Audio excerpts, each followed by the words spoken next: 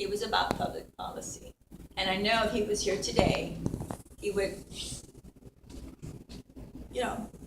grab each one of your hands and say, Mijas, go for it. Do not stop, go. I mean, he had 18 positions. And we wonder how in the world did he do what he did in his 36 years? And he died, I think he was 59 years old, which is very old in that day and time because most of them didn't live that long. They only lived up to their 40s. So at this time, I'm going to go ahead and, you want to come up? Come on.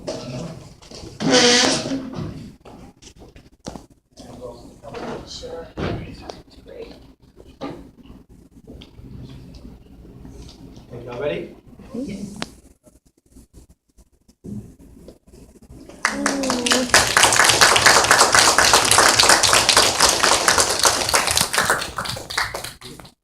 I'm so proud. Are there any questions? I love hearing history. I'm a history teacher, so are there any questions that the linguals can answer? Ms. Bonacini? Can you go over to the class, the composite, how they put that in the back? Yes, I forgot to tell you that. This is a forensic composite. We do not know, back in the day, there was no photography or anything like that. And we don't know what he looked like. We have looked high and low from Coahuila, Mexico, all the way to New Orleans, up to Nacogdoches. We have tried to look for a picture, a sketch of him, and the family does not have a picture, so we don't know what he looked like. So a couple of years ago, I contacted a national historian of history, and I asked him if we were to put a composite together, who would you commission, either an artist or forensic artist? And he said, you always hire a forensic artist because that is going to be the closest you're going to get to what it could look like. I said, okay. So I started the quest of looking for a forensic artist, and she is from Houston. Her name is Lois Gibson. She is world renowned. She is a Guinness Book of Record of forensic artists 2 times, and that's her passion, is to teach others to be forensic artists. If any of you are forensic artists, any of you artists here?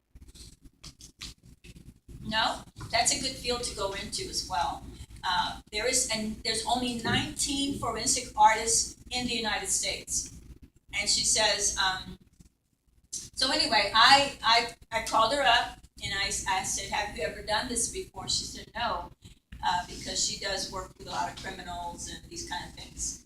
And I said, well, I have a project for you to do. And she said, okay, what is it? So I shared with her, I gave her his history. And she says, Norma, I would be honored to do this. So she says, this is what I need from you. She needed some photographs from the different lineages of the family, of the Arciniega family. And out of the 10 children, we know of only 4 lineages right now that exist. So I contacted them. We got pictures of 2nd and 3rd generations because she said he was more Spanish than he was Mexican.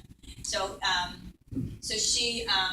she says, we don't want to go 4, 5, 6 generations because the Mexican blood and the Indian has gotten in there. So we wanted to get him as close to Spanish as he was. We said, okay.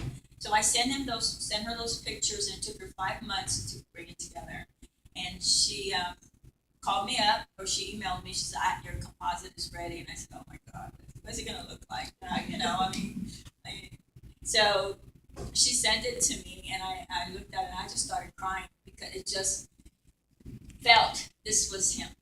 I just felt this was him. And so many family members have seen him, and they said, oh my God, he looks like Theo this, and this, Grandma this. And he has our chin. I have his chin, and so many have the eyebrows, that bushy eyebrows. My children were born with that bushy eyebrows, and I go, where did this come from, 2 of my kids have real bushy eyebrows.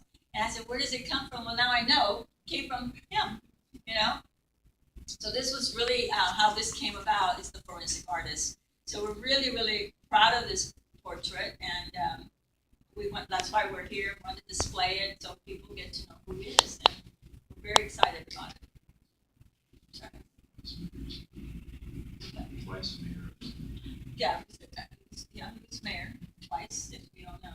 So we're really excited and we're grateful, and we hope that y'all can hang it somewhere here, and we'll we do at this time, next year, Lord willing, we wanna give out scholarships in his honor. And we weren't able to do that this year, but next year we will, and hopefully, can do that for our students, because I know he would push, go into public policy, serve your community, do what you need to do to make the world, a better place to live, and that's what it's about. That's why he did what he did. So, thank you for having me. Thank you for accepting this today from the families, descendants, and we appreciate